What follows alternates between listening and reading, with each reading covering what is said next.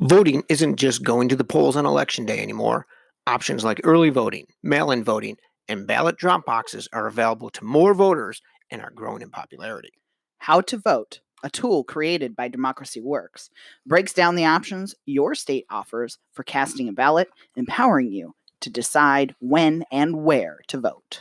Democracy works best when we all vote, but misinformation and confusion about election procedures have resulted in low voter turnout. How to Vote, a tool created by Democracy Works, takes the guesswork out of the voting process. It's easy to use, and it helps folks from all over the country overcome many of the process barriers to voting. Democracy Works is committed to helping you vote no matter what. Their tool, How to Vote, does just that. You can use the tool to sign up for election reminders. See what's on your ballot. Get step-by-step assistance requesting your mail ballot. Explore your options for returning your voted mail ballot. Check your voter registration status. Find your polling site. And make sure that you have the appropriate ID. Decide when and where you'll vote this year at howto.vote. Hi, I'm Parker, and I use they, them pronouns. Hi, I'm Mike, and I use he, him pronouns. And welcome to the Graphic Novel Podcast.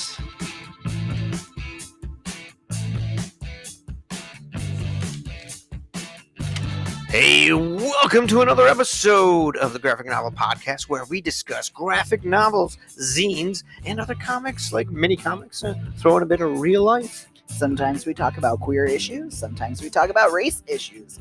Sometimes we talk about death or relationships. New episode almost every week on Fridays. If you like the show, we'd love it if you gave us 5 stars on Apple Podcasts or visited Spotify or YouTube, any one of your favorite podcast places, and give us a review. If you really want to help us out, the best way to do that is to subscribe so that every week our podcast, or weekish, I guess now, shows up right in your feed and is waiting for you when you're ready to listen. But most importantly, what we'd like you to do to help this podcast grow is to share it with your friends. Tell your friends about it. Share it on social media. Do it. You can interact with us on Twitter, Facebook, and Instagram, or as the kids say, Insta. And if you want to leave us a voice message, you can do so at anchor.fm/graphic novel podcast. That's it? Was that it? How you doing? I'm good. Hey, so right before we start the show, you said, would I like to taste your water? And it's a nice polar spring. We got it with our weekly meal kit. Yes, raspberry lime. So I'm like, oh sure, I'll try it.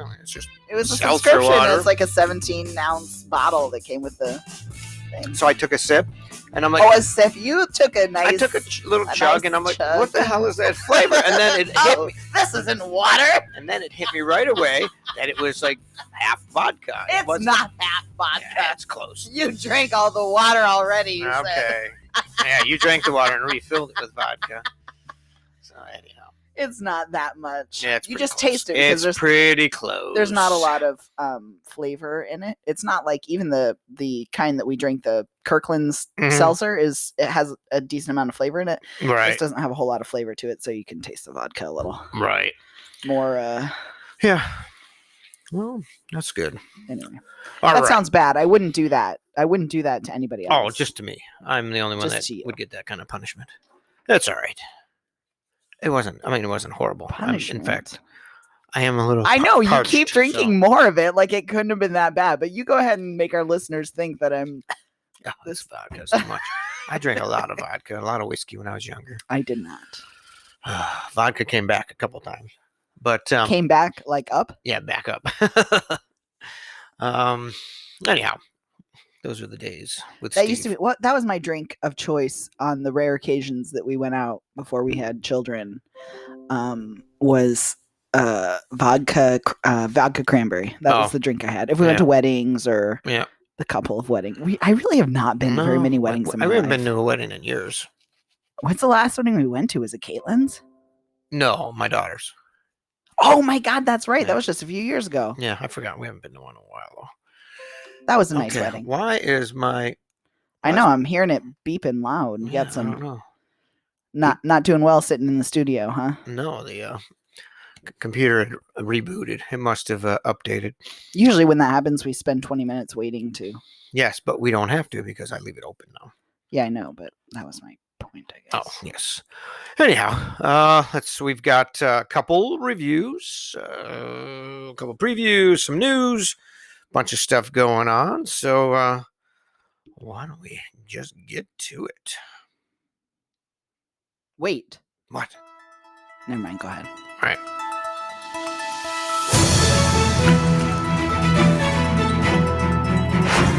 All right. Well, interesting news. This came from dailynews.com. Los Angeles Comic-Con says event will go on at LA Convention Center with coronavirus safety measures. I can't believe it. They're moving forward to a plan for an in-person event in December, making it one of the first Southern California festivals or conventions to attempt to do so since the coronavirus pandemic shut things down in March. Organizers announced late in September. Convention had previously announced new dates, December 11th to 13th, instead of its usual late October dates. But given the ongoing coronavirus pandemic, it was unclear whether it would actually happen, or like San Diego Comic-Con, Coachella, and many, many other large events, it would skip this year entirely. Now, the leaders of the LA Comic-Con say they have plans in place for a safe event. There's no fucking way. No fucking way. That's what I was just going to say. Okay, a safe event, super spreader's been spreading the fucking disease all over the White House and around the unless country. They do it outdoors and 6 feet between the vendor and the person purchasing the book. No, plexiglass, big plexiglass around each of the vendors, yep, exactly. And 6 feet between each. Like, there's no way. There's no venue that could be big enough to have all the people that come. Because they have to have a very limited number of tickets, which makes me think that it's not even worth holding it with that small limit of. Okay, here's how they're doing it. Okay, let's hear it. They're renting out the entire convention center, nearly 1.2 million square feet, which is twice as much as they normally use. Still not enough. Major activities such as those for shopping, main stage guests, autographs, and photographs will each have their own hall with spread out for the fans. Its schedule, each day will be divided into 2 5-hour sessions with deep cleaning before, between, and after. There will be a fewer number of tickets sold for any single session, though less than half the fans allowed into halls than in past years. So are they not going to allow people to buy multiple day tickets either? I don't know. Well, you probably can, but it's going to be a first come, first serve probably kind of thing. But don't you think that if you really wanted to serve your people and it wasn't just about money, then you would not sell multiple day tickets? Like, you can come on one day and that's it. Yeah, that would be the smart thing. So they can get more people. Your fans, yeah. I mean, they wouldn't get more people because I'm going to assume, based on what we've seen, people acting like when things are actually open, that plenty of people are going to want to come. Yeah, exactly. And this is the thing that's irresponsible about it. It's encouraging traveling, because people who missed out, who already travel to go to these Comic-Cons, are going to travel, airlines, everything else. Mm-hmm. And it just increases the like, why encourage that? How many guests are going to show, though? How many guests are really going to show? Plenty. I mean, plenty. No, guests. Oh, you mean like creators? Yes. And speakers and everything. Yes. I mean, how many of them? I mean, it's LA. They must have had enough. They must have enough. Do they have a name? No, a they list? didn't have anything. It's got to be enough people who that they think it would be worthwhile. But I feel like even if they didn't have even big names or anything, I feel like people would still flock there, because it's like, I mean, we see it around here. People are sick and tired of being locked up, so they just not even locked up. Like, seriously, it's not. Some of them should be locked up. Let's see. That's not exactly what I was going for. I know. The other news is Ohio Center for the Book. One of the focuses of the Ohio Center for the Book is to promote the medium of comics with their state's rich heritage of comics creators. Let's see. What they've done is they've created comics discussion guides. So if you go to ohiocenterforthebook.org, you can find something in here. You got to look for it. Comic discussion guides. And what they've done is they've created resource guides or toolkits for some very popular comics. And some of them, we were tagged in this, possibly because some of these comics we reviewed. And one of them is Persepolis, Mouse, and Fun Home. Did you say one of them and then name 3 of them? Yeah, I was gonna say. But those 3 books are 3 that they've done. They're designed to help anyone lead a discussion for new comics readers as well as for those more acquainted with the medium. We also encourage you to consider including comics in academic discussions for topics such as the Holocaust, LGBTQ history in the United States, the U.S. Civil Rights Movement, and others. They've included suggestions on the toolkit list. Short descriptions, biographies, background material, provide context, general discussion questions, supplemental questions, suggested reading lists, sampling online videos and stuff. Sounds like a pretty cool thing. Yeah. These are great books too. Mouse, Persepolis, and Those are all older books too. There's stuff yes. like on George Takei's book that came out more recently. Well, even well, I guess that's Canadian. They said U.S. or did they say North American? But U.S. history. that one, I guess Holocaust isn't U.S. history. No, I think it's just about comics. So it's not. Persepolis isn't about. US. Okay, I thought you said it focused on right. That one isn't either. You're right. Right. Okay, I thought that you said it focused on U.S. history, but maybe it was and just Mouse saying really isn't civil. either. Oh, because you said civil rights. That's what you said. Oh yeah. In the U.S. Yes. Okay. So there's a lot of things. Because there was that John Lewis. Yes, too, March would be great. Yeah. Kent State. Oh, Kent State too. Yep. We have that one coming up. Yep. Yeah.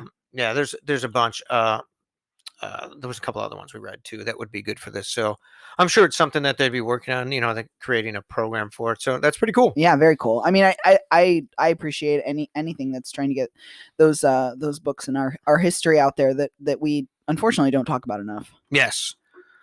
All right.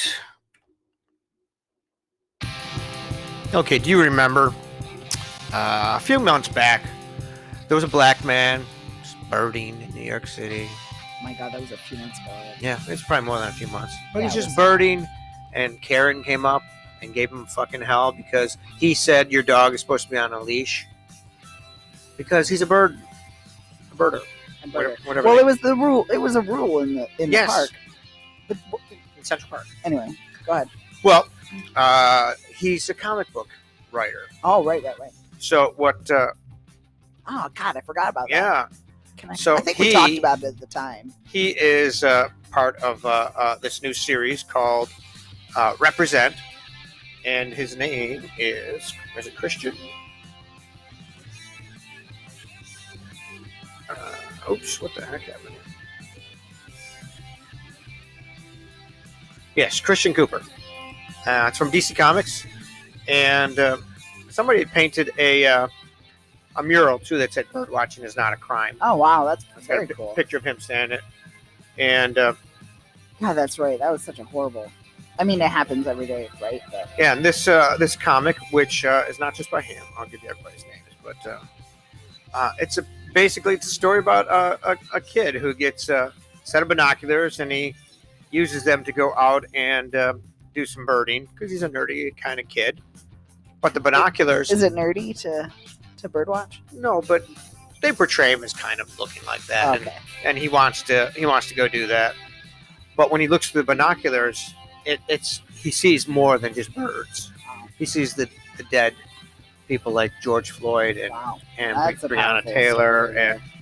and great artwork and excuse me, Christian Cooper is the writer. Pencils by Aletha E. Martinez, inks by Mark Morales, colors by Emilio Lopez, lettering by Rob Clark Jr., and edited by Marie Javins. Wow. But it's like I said, it's a DC comic. Wow. And did that? I mean, that sounds. It's Was that something that was he already had kind of thought about I don't- beforehand, or I don't think that's so. come? Wow, that was fast. Yeah, that came out pretty quick. They cranked it out. I think it's part of a series, if I remember reading something about it. Oh, very cool. Very cool. Yeah, and this is just like the first. I don't know if all of it's going to be about this, or if it's going to be a continuation. But Huh. it's a short book, but it's pretty cool. And then they have. It's an online comic, or are they going to? I don't. Are they I publishing think it was it or- online. It might Okay. become real. Well, it is printed. real. but Printed. yeah. But then they have in the back, they got DC Represent, and they've got Christian Cooper, and it talks about him. But then they've got Amadou Diallo, Breonna Taylor, George Floyd, Eric Garner, and some So, other ones. so do they kind of tell the story of their lives, or of their, Well, what ended their lives, I suppose? well, for And example, here, um, the boy's looking. He sees a yellow warbler, and someone else, Big George. I can't breathe. 8 minutes, 46 seconds. Wow. And then, Okay. It goes on to the Karen who starts with him in the park as he's trying to just bird watch, and there's a sign that says don't, keep your dog on a leash and stuff. But Do keep your dog on a yeah, leash.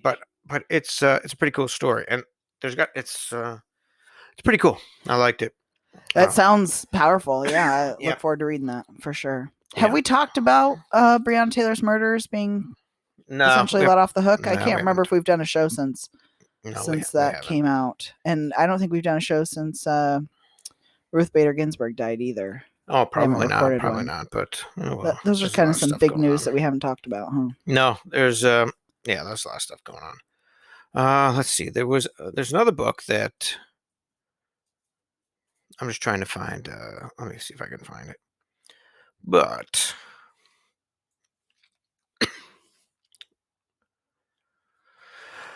book. Well, it's called Omni. I'm just trying to see if I can find.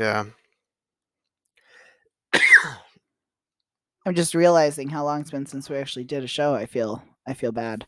With school going on, it's been harder for me to sit down and read our graphic novels, and it doesn't make much sense to do a show while you talk at me about No, I know. So I'm just reading because I've read ahead with some other books, and these were some preview copies we got. That's why I read them. Yeah. So this book, it's more than typical. That's a review here. Where's this thing? In Omni, the doctor is in. Gifted doctor Cecilia Cabina was once held in the highest regard by peers and patients alike, but that was before an incident in Africa changed her life forever. Now, with the ability to process thoughts at the speed of light, she faces the unimaginable burden of literally having an answer for everything. Whoa. As the realization of her newfound power becomes apparent, Cecilia must overcome her fears and tackle the one mystery she can't seem to crack: the origins of her astounding new skills. In the series, Cecilia tackles socio-political problems like victims wronged by the justice system and white supremacists. Wow. Created, it's a comicsology. Oh, okay. Comicsology. Let's see. Written by Devin Grayson, artist Aletha E. Martinez, colorist Brian Valenza, with lettering by Larger World Studios. And they gave, through the end of September, issues 1 through 4 of the series, where 100% of the royalties were going to Black Lives Matter movement. So that was pretty cool. But the trade paperback is what I read, and it is a cool story. I wasn't too sure at first. It's but you read it, and the story is really cool. It's this woman.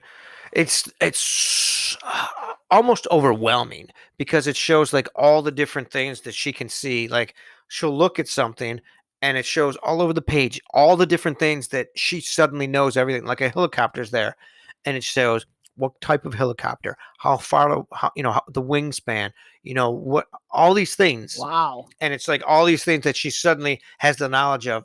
But she's a doctor, and there's more to it. It's called Omni because there's some people in the background somewhere with deep pockets that know about these people that have these powers. Huh. And they've created a company basically that they made her the CEO of, that she didn't even know about the company, but they created all this stuff because somehow somebody knew about these powers that these people have. They call them igniters.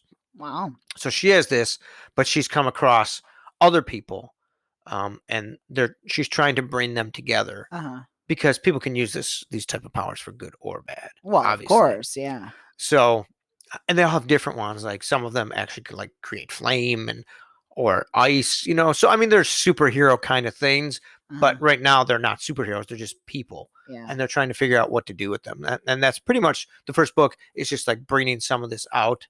Huh. and creating this because I think it's the first 4 or 5. A new generation of superheroes for us. Yeah, but she doesn't want to be known as a superhero, and so it's really great art. But then in between, I think it's her girlfriend, is doing a comic book about it.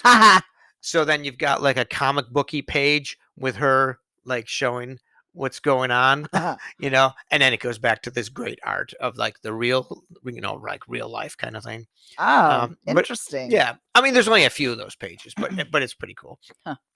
But yeah, so it's a good book. It's Omni, and I forgot who's that by. Omni is by who? Humanoid. Humanoid? Is that what it is? Yeah, but again, the artwork is really good, and the story is very interesting.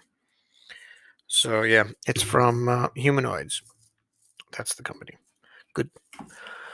All right, you ready to do our Main event? main event? Yep. All right. My Blacks Don't Match by Jocelyn Gajeway and Drew Rausch. And who are they?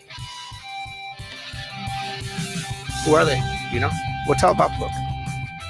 Thank you. That's what I Tell us was about the book. gonna do, as I always do. You do. Welcome to Autumn's Grove, a small sleepy town suffering from samhainophobia, the fear of Halloween. Yes, it's a real thing. Oh my gosh. So, steel your nerves, gather your wits, take a deep breath, and huddle around this long deserted pumpkin patch as you read about mysterious ongoings and discover why things are so creepy. Better bring a flashlight. Drew Rausch is co-creator of My Blacks Don't Match and tentacled masterpiece Eldritch with Aaron Alexovich. Proof of his artistry can also be seen in the pages of Edward Scissorhands from IDW. While waiting for the end of all things to come, he enjoys classic horror movies and cupcakes. He currently haunts a dusty apartment in Southern California with his bride and 3 cats. Jocelyn Gajeway is the writer, co-creator of such traumatizing tales as the webcomic My Blacks Don't Match and stories found in the Blood Root and Strange Kids Club anthologies. She can often be seen taking pictures of dead things that have been kept in Tupperwares, much to the dismay of anyone raiding the fridge. That sounds just kind of creepy. Yep, just a tad bit creepy. So, this is one of the books when COVID hit and the world shut down. And Except people, for US. well, we eventually shut down. But at this point, we weren't really shut down. But all of the events were shutting down at this point. Yeah. All of the conventions and stuff.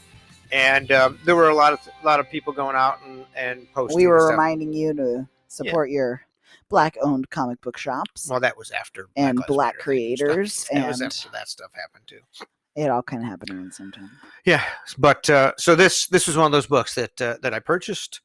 And we decided to save it for October. Yeah, for October, for Halloween-ish. Halloween. Halloween-ish.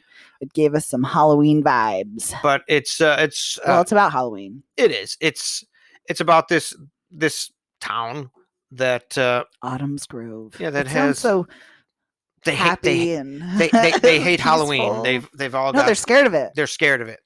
And what it is there's multiple short stories. They're all just a little bit different, but it brings some of the same characters together in different ways. Yeah, it's kind of cool because it kind of goes through. I mean, it goes through different characters, and they're not all connected yet, anyway. Right. And you see just these different, like, I mean, any small town, all the stories are related in that they all live there, right? But they Mhm. don't all know each other and interact with Right. each other on a daily basis or anything. So, I thought that was kind of a cool Mhm. little thing. It's full color. Did we say that? Oh, yet? it's full The color. Fucking art is It's great. Very fabulous. abstractish, fits the type of story really well. I mean, it's Yeah. very,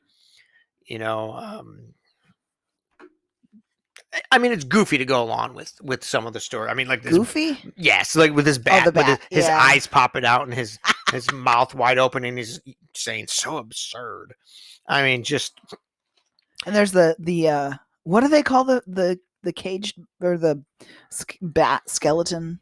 It has a name. I can't remember it. Oh, I don't know. I don't remember the characters that well. No, but the skeleton this and one? yes, Grime?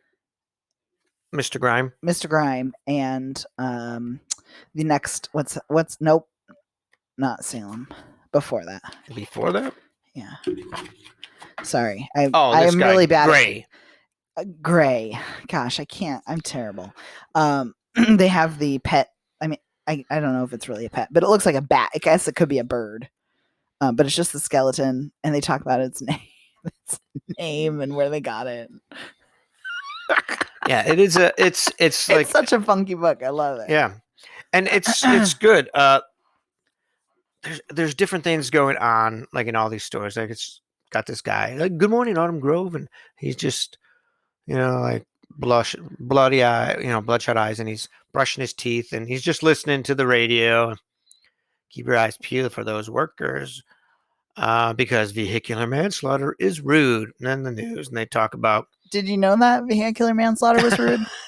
I don't think that I had gotten that lesson, in growing up, that it was rude. Looking at the community calendar, Autumn's Grove Chamber of Commerce would like to announce the annual cancellation of its Halloween festival. So what about the why do you have a festival that you have to cancel every year? Why don't you just not have a festival? They want to make sure that people know that it's not happening. Yeah. The news announcer who announces that something happened, and so you weren't allowed to die for the weekend.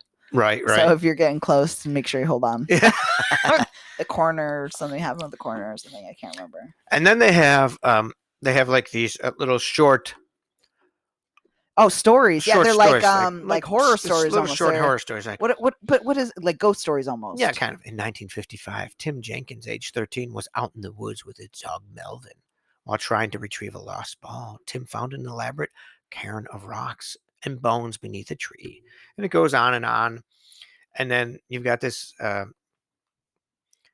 it's kind of in a different format. It's like a full page panel almost that tells this whole. Mrs. Ada Malone lived in a tiny home at the end of a lawn near a road. She'd never married, and everyone said her heart was too shriveled up to love. But they're good. They're good little horror stories. Yeah, I liked them. And I like that little insert there. Mm-hmm.